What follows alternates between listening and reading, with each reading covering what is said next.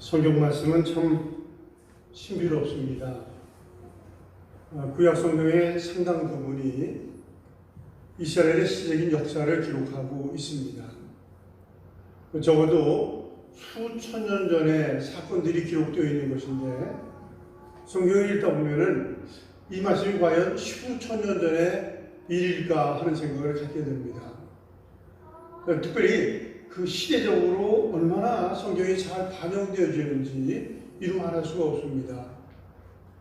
요즘 우리 교회에서 성경을 한 해에 한 번 읽자고 해서 1년 일독 성경을 쭉 진행하고 있고, 또 그리고 주일 오후 예배, 수요일 금요 예배를 드리지 못하면서 우리들이 같이 개인 예배를 드리기도 하고 가정이 모여서 예배를 드리면서 1년 일독에 따른 그 말씀들을 묵상해서 구역장님께 드리고 구역장들이 구역 식구들에게 드리면서 예배를 드리게 됩니다. 지난주까지 예레미야 말씀을 같이 나눴는데 참 놀라운 것은 예레미야 말씀 안에 전염병에 대한 말이 그렇게 여러 차례 나올 수가 없어요. 어떻게 적어도 2500년 전의 일인데 이렇게 전염병에 대한 얘기들이 여러 차례 나올까 하는 생각을 가지면서 묵상을 하게 됩니다. 예레미야 말씀 가운데 보면은 14장 12절 보면은 칼과 기근과 전염병으로 내가 그들을 멸하리라 라는 말씀이 있고, 21장 6절에 보면 사람과 짐승이 전염병으로 죽으리라 하는 말씀이 나오고, 21장 7절에 보면 시드기의 왕 그 시절에 신하와 백성이 전염병과 칼과 기근에 남은 자들이 바벨론으로 포로로 잡혀가게 된다 하는 말씀이 나오고 있고, 또 42장 21절 22절에 보면 너희가 너희 하나님 여호와의 목소리를 도무지 순종하지 아니하였은즉 칼과 기근과 전염병으로 죽을 줄 분명히 알리라 라고 말씀하고 있습니다. 여러 곳에 전염병에 대한 얘기 참 많이 나오고 있고요. 또 그 말씀을 묵상해 보면은 원인이 왜 전염병이 왔는가 하는 것에 대한 얘기, 또 그리고 처방에 대한 얘기도 분명히 하고 있습니다. 원인은 딴 것이 아니라 하나님을 등지고 하나님을 외면하고 하나님의 목소리를 듣지 않고 따라서 순종하지 않았기 때문에 전염병이 오게 되는 것을 말씀하고 있습니다. 처방은 뭐 어렵진 않은 거예요. 하나님께 향하며 하나님의 음성을 듣고 그 마음대로 살면은 그것은 처방이 이루어지는 그런 것입니다. 오늘도 우리 찬양자가 은혜로운 찬양을 했는데 여호와께 돌아오라, 그것이 인생의 모든 것에 답이 됩니다. 누가복음 15장은 우리가 너무나 잘 아는 말씀이지요. 예수님께서 창작하셔서 비유로 말씀해 주신 것입니다. 한 집에 아들이 있었는데 두 번째 아들이 유산을 물려받고 그것을 가지고 집을 나가지 않습니까? 나가면서 나가는 그 시간부터는 자기가 부자가 다 됐지요. 아주 잘 살고 아주 여유롭게 산다고 하는 생각을 가졌는데 웬일입니까? 나가면서 허랑방탕을 하고 그리고 나가면서 가지고 있던 것들을 다 탕진해 버리고 소위 돼지가 먹는 주염 열매로 배를 채우고자 주는 자가 없는 그런 고난 가운데 있는 것을 볼 수 있습니다. 문제는 아버지의 품을 떠났기 때문에 문제가 일어나고 답은 딴 데 없습니다. 돌아오면은 거기에 문제들이 해결이 됩니다. 인생의 모든 문제가 다 그런 것입니다. 꼭 전염병 하나뿐만 아니라 사람이 가지고 있는 모든 문제들은 하나님을 등지고 하나님의 목소리를 듣지 않고 청중하지 않는데 문제가 일어나는 것이고, 그리고 어떤 순간에도 겸허한 마음으로 주 앞에 돌아오면 거기서 문제들이 다 해결됩니다. 참 어려운 시대를 지금 살고 있는데 우리 이 어려운 시대를 살아가면서 예레미야 말씀을 다시 한번 기억하면서 목소리를 듣고 여호와께 돌아오는 것입니다. 그러면 여기 생명이 있고 거기에 은혜가 있습니다. 찬송가 525장이지요. 돌아와 돌아와 마음이 고나니요 참 어둡고 매우 막하니 집을 나간 자여 돌아와 어서와 돌아와 어서오라.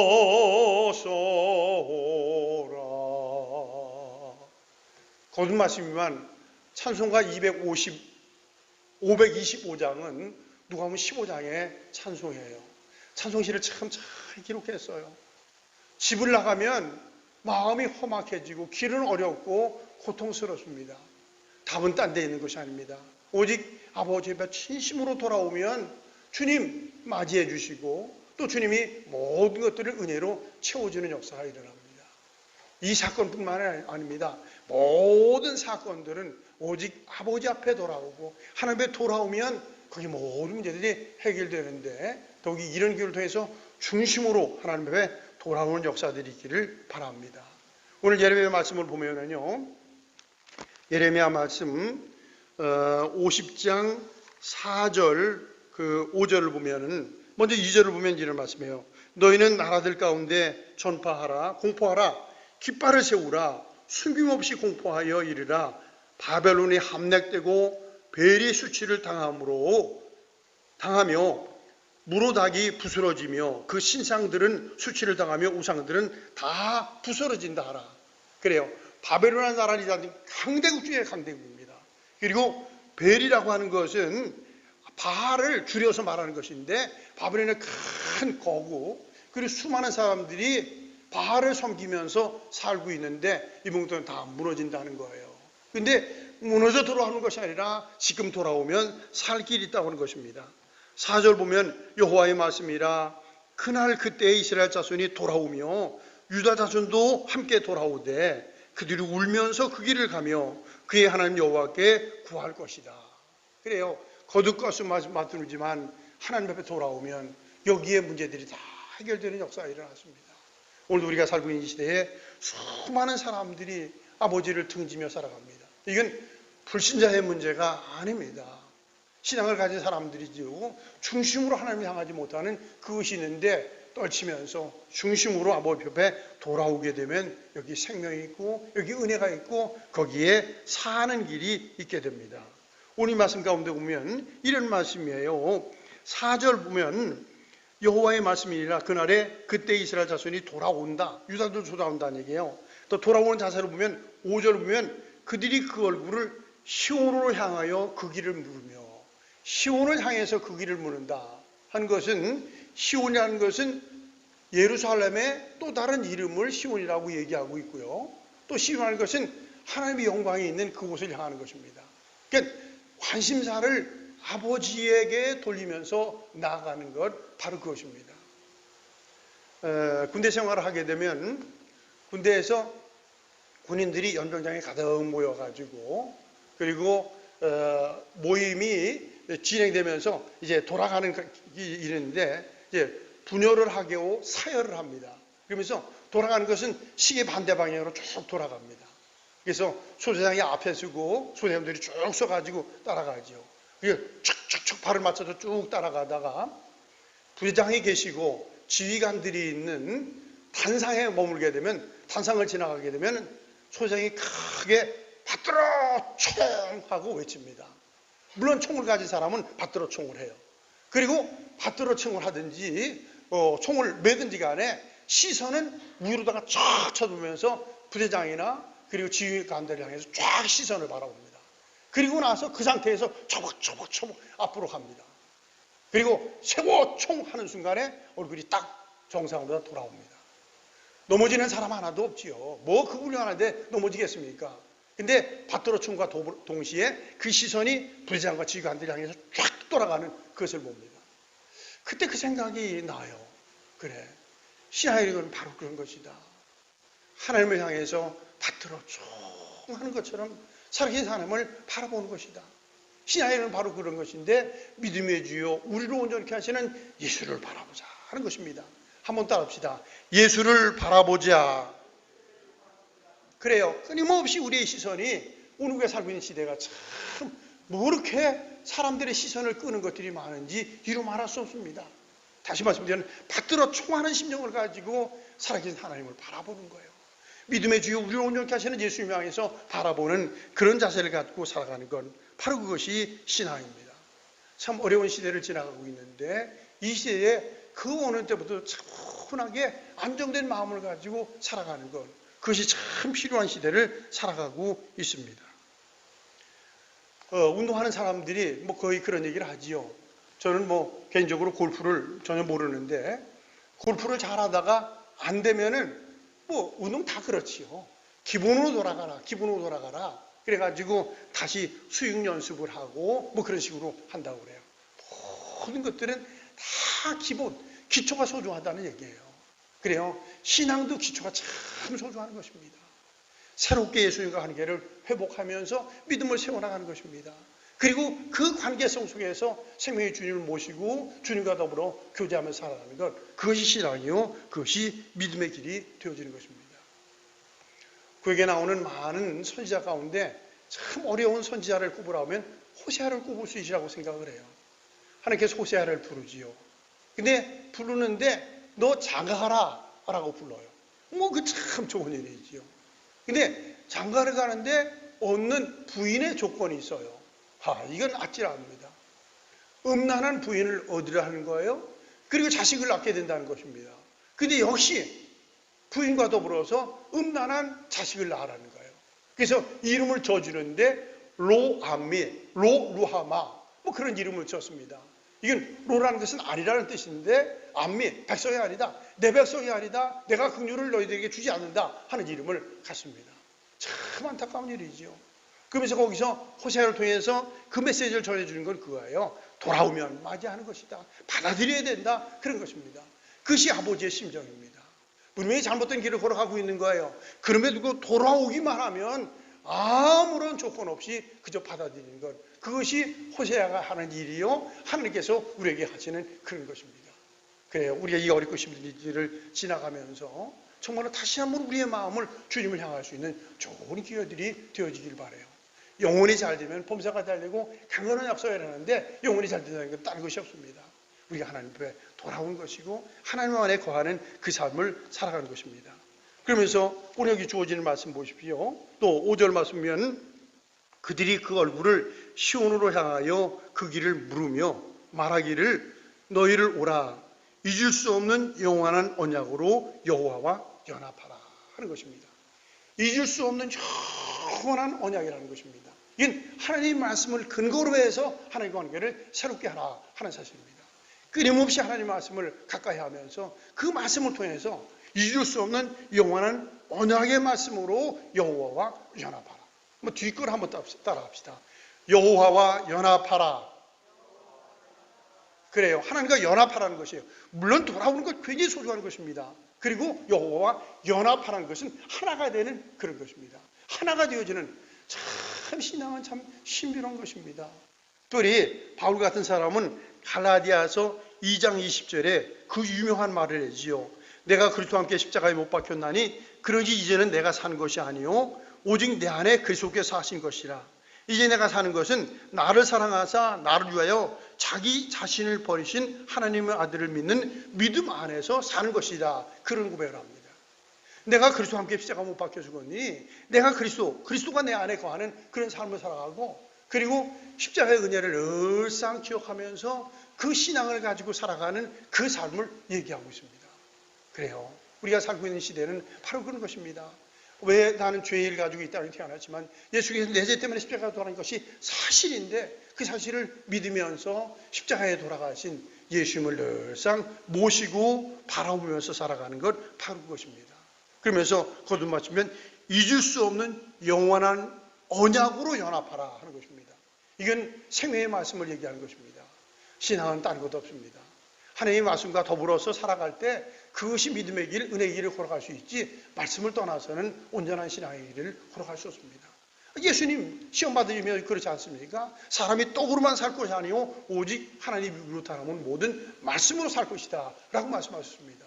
40일 금식하셨으니 얼마나 배고프시겠어요. 그러나 밥보다도 빵보다도 더 소중한 것은 하나님의 말씀이다. 말씀대로 살아가는다 하는 말씀을 하고 있습니다. 오늘도 우리에게 하나님의 말씀을 주셨고 이 말씀을 통해서 여호와와 영원히 잊을 수 없는 언약의 말씀으로 여호와와 연합이 된다는 것이 얼마나 감사한지 알 수 없어요. 그것도 말씀이지만 예레미야 말씀을 읽으면서 특별히 예레미야 48장 10절의 말씀, 그 말씀 가운데 여호와의 일을 게으리 하는 자는 저주를 받으리라, 그런 말씀이 있어요. 아, 참 섬찟하더라고요. 여호와의 일을 게으리 하는 자는 저주를 받는다. 섬찟한 것 아닙니까? 근데 이 말씀을 역으로 음미를 해봤어요. 여호와의 일을 부지런히 행하는 자는 축복을 받으리라. 한번 따라합시다. 여호와의 일을 부지런히 행하는 자는 축복을 받으리라. 그렇잖아요. 여호와의 일을 게으리 하는 자는 저주를 받는다는 것입니다. 그런데 여호와의 일을 부지런히 적극적으로 행하면 그 자체가 축복의 길을 걸어가는 것입니다. 그래요. 예수님께서 그런 말씀을 하셨지요. 특별히 요한복음 6장에 보면은 예수님의 제자들이 예수님과 동행하면서 예수님을 통해서 일어나는 수많은 기적의 역사를 봅니다. 그리고 그때 이제 제자들이 예수님에게 질문해요. 우리가 어떻게 하여야 하나님의 일을 할 수 있습니까? 라는 얘기를 해요. 어떻게 하는 것은 무슨 일을 해야 됩니까? 또 어떤 식으로 해서 하나님의 역사를 이루어나갈 수 있습니까? 그런 질문일 거예요. 근데 그 질문을 들으신 예수님께서 하는 말씀은 바로 그거예요. 하나님께서 보내신 일을 믿는 것이 곧 하나님의 일이라. 얘기는 예수님을 잘 믿는 것이 하나님의 일이라 하는 것입니다. 아주 정확한 말씀입니다. 예수님을 믿는 믿음이 확실하지 않은데 이것저것만 해대면은 그만큼 어렵고 힘든 것이 없습니다. 그러나 예수님에 대한 신앙이 진실하면 일하지 않고도 하나님의 일들은 이루어집니다. 예수님을 잘 믿는 그 자체가 하나님의 일을 이루어나가는 것입니다. 한번 따라서 하지요. 예수님을 잘 믿는 것이 하나님의 일이다. 여기 예수님의 말씀입니다. 제자들이 뭐 하는 걸 생각했을 거예요. 아니, 그것보다 더 중요한 것은 하나님께서 보내신 일을 믿는 것이 곧 하나님의 일이다 하는 것입니다. 오늘 우리가 살고 있는 이 시대는 바로 그거예요. 많은 문제들이 야기되고 있는데 다른 것이 자꾸만 믿음이 떨어지고 있습니다. 이것이 문제가 되고 여기서 벗어난다는 것은 또 다른 문제들을 야기시키면서 살 수밖에 없는 것입니다. 요즘 국민일보에 보면은 역경의 열매에 어떤 훌륭한 목사님의 발자취가 쭉 나와요. 참 믿음으로 잘 사셨더라고요. 근데 그분이 군생활하면서 귀한 목사님 한 분을 만났더라고요. 이 자기는 지금까지 보면은 자기가 가장 그분을 존경한다고 얘기를 해요. 근데 그분은 군목으로 계셨는데 그분이 늘 그 군종사병에게 강조를 했다는 거예요. 신앙을 가진 사람은 열매를 맺어야 되는 것이다 하는 것을 강조를 했다는 거예요. 근데 자기는 열매가 없으면서 남에게 신앙생활하면서 열매를 맺으라, 그 얘기가 무슨 설득력이 있겠어요. 근데 그 군목은 믿음 안에 있으면서 수많은 사람들을 세례를 베푸는 열매를 맺었고, 아니 세례를 주는 것도 소중하죠. 근데 수많은 사람들에게 전도해서 복음을 전하면서 믿음을 갖게 하는 일을 했다는 거예요. 그게 열매지요. 그래요. 꼭 전도에 국한한 건 알지라도 믿음은 다 열매가 있는 그런 삶을 사는 것입니다. 우리 이 말씀을 다시 보면요, 5절 보면 그들이 그 얼굴을 시온으로 향하여 그 길을 물으며 말하기를 너희는 오라, 잊을 수 없는 영원한 언약으로 여호와와 연합하라. 여호와와 연합하라는 것입니다. 그럼 연합되면 거기서 열매가 있는 것입니다. 우리 요한복음 15장으로 넘어갑니다. 자, 이 말씀과 연결된다고 봐져요. 15장 5절에 보면 나는 포도나무요 너희는 가지라. 그가 내 안에 내가 그 안에 거하면 사람들이 열매를 많이 맺나니 나를 떠나서는 너희가 아무것도 할 수 없음이니라. 예수님 참 쉽고 간단하게 말씀하셨어요. 나는 포도나무라는 거예요. 그리고 너희는 가지라는 것입니다. 이 가지는 나무에 붙어 있지 않으면 무슨 수분을 공급받을 수 있습니까? 무슨 영양분을 공급받을 수 있습니까? 무슨 열매를 맺을 수 있습니까? 붙어 있는 것이 소중하다는 것입니다. 신앙생활은 늘상 그것입니다. 주님과 깊은 연결을 갖고 사는 그것입니다. 자, 다시 보면 5절 보면 나는 포도나무여 너희는 가지라. 그가 내 안에 내가 그 안에 거하면 사람이 열매를 많이 맺나니 나를 떠나서는 너희가 아무것도 할 수 없습니다. 붙여 있으면 거기서 열매를 맺는 것입니다. 열매를 맺으려고 애를 쓰고 노력하는 것은 신앙의 자세는 아니에요. 주님과 깊은 연결을 맺어가면 거기서 수분, 영양 공급받으면서 열매를 맺어갑니다. 그런데 6절은 사람이 내 안에 거하지 아니하면 가지처럼 밖에 버려 마르나니 사람들이 그것을 모아다가 불에 던져 사느니라. 그러니까 열매 없는 가지는 불 속에 들어간다는 얘기예요. 그냥 붙어 있으면 열매를 맺어가는 거예요. 제대로 붙여 있지 못하면 열매를 맺을 수가 없게 되고, 맺을 수 없으면 이 당시에는 그것을 불에 던져서 살아버린다는 얘기죠. 근데 오늘날 그렇습니다. 오늘날은 가지들 그거 참 골치 아플 수가 없어요. 옛날에는 뭐 포도나무야 이렇게 떼는 데 썼나요. 가지들이 있으면은 그 다 불 떼는데 참 좋은 제목이 되지 않았습니까? 화목이 되었죠. 그러나 요즘은 어쨌든 가지 처분이 그렇게 힘들 수가 없어요. 이 가지는 떼면 안 되잖아요, 지금은. 그리고 그것은 또 뭐 퇴비로 쓸 수 없고, 어쨌든 꺾어진 가지만큼 짐스러운 게 없어요. 그렇다는 생각이 듭니다. 오늘도 믿음을 가졌지만 주님과 밀접한 관계가 없이 떨어져 있는 채 살아갈 때 그처럼 부담스럽고 그처럼 어려운 것이 어디 있겠는가 하는 생각을 해요. 지난주에 여러분과 대화하면서 그런 얘기를 했어요. 아니, 세상에 살면서 이런 끔찍한 일들이 있을 수가 있나요? 물론 저도 생애 처음 맞이하는 일입니다. 그러나 이것이 하나님께서 하신 일은 하지만 하나님이 허락된 일은 분명한 것입니다. 큰 의미가 있다고 생각을 합니다. 따라서 이것에 대해서 원인도 제가 답을 충분하게 전할 수는 없지만, 그러나 이 과정을 통해서 우리의 신앙을 조금 키우는 기회가 되어야 되지 않겠습니까? 그런 얘기를 진지하게 대화를 했습니다. 그런데 그 종교개혁을 일으켰던 마틴 루터가 살고 있던 시대가 소위 중세 시대예요. 중세 시대에도 이와 같은 끔찍한 질병이 있었습니다. 그때 일어났던 질병이 흑사병이라는 질병입니다. 깜짝 놀랄 일이지요. 유럽에서 2천만 명이 죽었습니다. 아찔한 얘기예요. 뭐 사람들이 막 죽어가는데 시신을 어떻게 처리할 길이 없는 거예요. 시신을 처리할 게 없는. 2천만 명이 죽었다니까는. 물론 단시간에 죽은 건 아니지만 여러 시간을 통해서 2천만 명이 죽었습니다. 끔찍한 일이지요. 근데 그때 마틴 루터가 그 과정을 통해서 자기 나름대로 정리하는 것이 있더라고요. 이런 얘기를 했어요. 나는 소독을 잘하고 공기를 정화시킬 것이며 약도 지어 먹을 것이다. 두 번째는 나는 꼭 가야 할 곳만 가고 꼭 만나야 될 사람이 아니면 만남을 피해서 이웃 간의 감염을 상호 예방할 것이다. 꼭 가야 할 곳, 꼭 만나야 될 사람만 만나면서 산다는 거예요. 세 번째는 혹시 나의 무지로와 태만으로 이웃에게 병이 전염된다면 이것처럼 잘못된 일이 없을 것이다. 네 번째는 만일 하나님이 나를 데리고 가시기를 원하신다면 대림을 밟을 수밖에 없게 되고 나는 언제든지 죽음을 준비하면서 살리라. 이게 참 와닿더라고요. 꼭 특정한 사람에겐 이런 일들이 없는 거거든요. 그러나 자기가 죽게 되면 죽을 수밖에 없는 거 아니겠습니까? 근데 매 순간을 죽음을 준비하면서 살겠다. 그런 얘기를 했어요. 참 그 귀한 얘기다 하는 생각을 해요. 그리고 또 나를 꼭 필요한 곳이 있다면 어디든지 달려가서 일을 하리라. 그런 얘기를 했습니다. 어쩌면 이렇게 흑사병이 만영할 때 이런 것들이 이렇게 정리하실까? 그렇다. 참 꼭 만나야 될 사람들을 만나고 꼭 가야 되는 곳에 가는 그런 자세. 그리고 언제든지 죽음을 준비하면서 살아가는 것. 그러나 어디든지 자기가 필요하다고 하면은 잘못된 일을 각오하면서 가서 일하겠다. 그런 마음의 자세를 가졌습니다.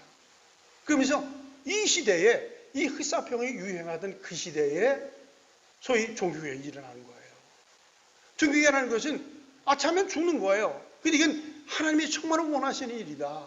신의 본질을 회복해야 된다 하는 것 때문에 흑사병에다 목숨을 내걸고 보다도 종교개혁을 일으키는데 목숨을 내걸었던 마틴 루터의 모습입니다. 그래요. 오늘 우리가 종교개혁에 큰 역사를 이룰 수 있는 것은 아닙니다. 그러나 우리가 처음 믿음으로 진실하게 살아가면서 우리를 필요하는 곳, 거기서 어떤 시간인지 헌신하며 살아가는 것, 그것입니다. 거듭거듭 말씀해서 우리에게 엄청난 일들을 어떻게 하겠습니까?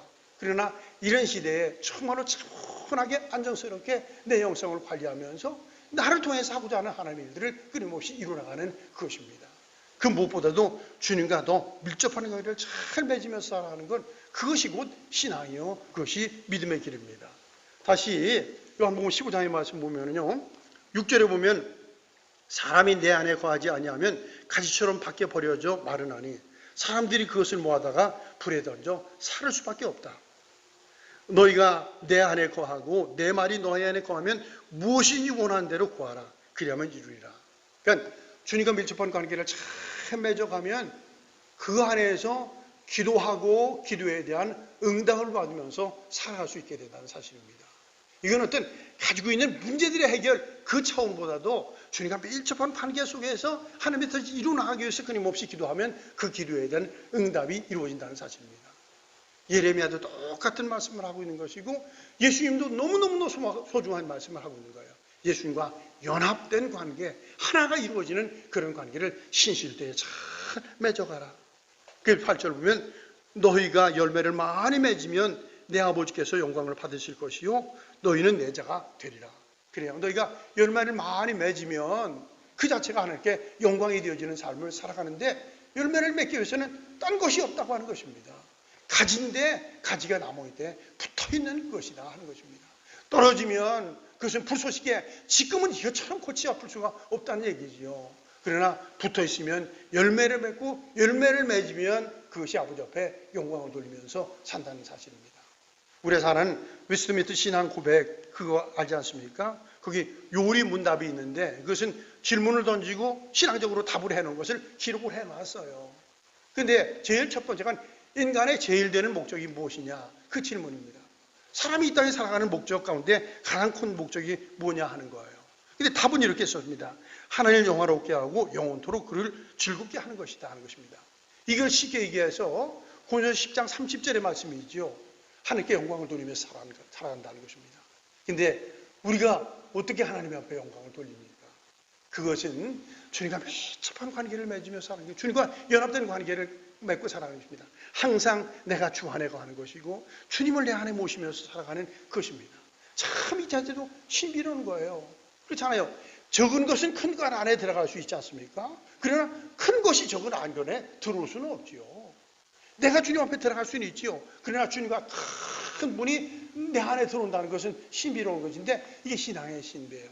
그래서 항상 내 중심에 예수님 모시고 예수님과 더불어서 살아가는 것입니다. 믿음으로 살아가는 것입니다. 그 삶을 살아가는 것이 열매를 맺게 되는 삶이고 그 삶이 곧 하나님 앞에 영광을 돌리면서 사는 것입니다. 그래요. 참 우리가 당하고 있는 심각한 어려운 것 누군들 예측이나 했겠습니까? 그러나 분명히 아버지의 뜻은 있다고 생각을 합니다. 루터 얘기를 다시 하면 꼭 필요한 사람, 꼭 필요한 곳에 만나고 일하면서 그러면서 그 어느 때보다 영성을 차분하게 아름답게 지키면서 믿음의 길을 걸어가는 것이고 또 그 삶을 통하면 열매를 맺어가게 되고 열매를 맺으면 아버지 앞에 영광 돌리는 삶을 살아갑니다. 그 어느 때보다도 더 안정스러운 신앙의 잘 걷는 우리 모두가 되어지기를 축원합니다. 기도하지요. 인간의 역사를 친히 주관하시는 아버지 하나님, 역사의 이래에 특별히 저희들이 살고 있는 이 시대에 이처럼 어려운 일을 처음 다하고 있습니다. 아버지 이렇게 어렵고 힘든 일들을 당하는 것 이미 예레미야 선지자 시절에 전염병이 유해할 것을 끊임없이 말씀하시는데 그 원인은 딴 것이 아니라 하나님을 향하지 못하고 하나님을 등지고 우상 숭배했기 때문에 생겨지는 문제인 것을 분명하게 말씀하시고 또 해결책은 역시 주 앞에 진실하게 돌아오는 것을 말씀하십니다. 특별히 요한복음 15장에서 말씀하시는 것처럼 우리는 가지요 예수님은 포도나무라고 말씀하셨는데 가지가 포도나무에 붙어있지 아니하면 열매를 맺을 수 없고 땔감으로 쓸 수밖에 없다고 하는 것인데 아버지여 이 어려운 시대를 지나가면서 주님과 더 밀접한 관계를 잘 맺으며 살 수 있는 은혜를 베풀어 주시옵소서. 정말로 주님을 내 안에 모시고 내가 주 안에 거하는 그 믿음의 삶을 잘 삶으로 말미암아 더 풍요와 넉넉한 생이 있게 하시고 또 우리의 삶을 통해서 많은 열매들을 맺어서 아버지 앞에 더 큰 영광 올리며 살 수 있는 은총 주시기를 예수님의 이름으로 기도드리옵나이다. 아멘.